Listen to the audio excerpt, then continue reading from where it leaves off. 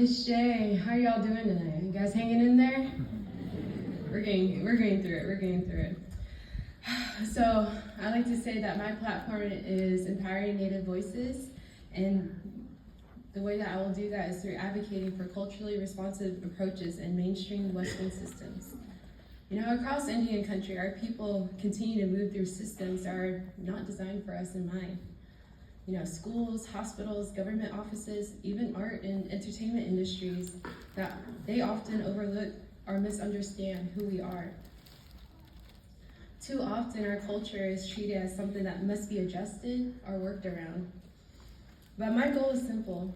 It's to bring awareness that our culture is not a barrier. It is a tool that can guide, heal, educate, and inspire when it's valued and integrated into the systems around us. I chose this platform because I've lived this experience. You know, my parents are educators and youth leaders in the community that I grew up in.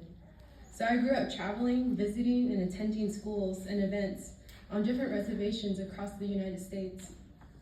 So no matter where I went, you know, I always noticed, you know, some common challenges that our people faced.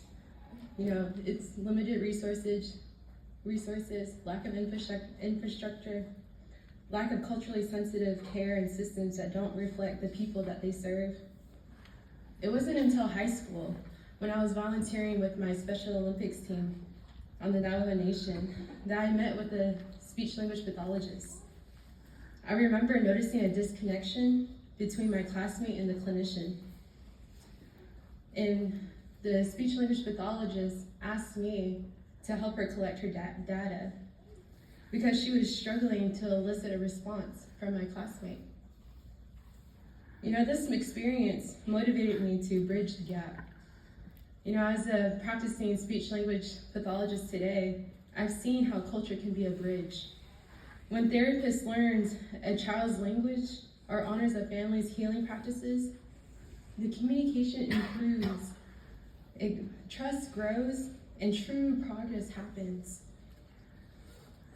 Our culture works like how I demonstrated, you know, using our language, our stories, our ways of life can not only improve our lives as Native people, but other people's lives as well. You know, it's powerful, practical, and full of wisdom that strengthens both education and healthcare. But you know, there's still a long way to go. According to the American Speech Hearing Association, this is the association that gets my certification as a speech-language pathologist. According to their data, of all certified SLPs, less than 1% are Native American. It's 0.3%, which means most professionals serving Native children don't share their cultural or linguistic background. But our organization, ASHA, emphasizes that a key aspect of SLP practice is cultural competence, which means recognizing personal biases and adapting clinical methods to be culturally responsive. But despite that standard, most SLP programs include little to no education on Native culture or languages.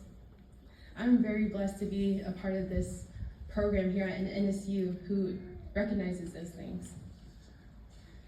You know, in general, the lack of cultural responsiveness extends beyond healthcare. It is in the classrooms, government spaces, art, and entertainment. You know, empowering Native voices isn't just a platform, it is a movement. A movement to remind every Native person our culture is not something that you leave at the door. It's something that you bring in, that you carry with you everywhere you go.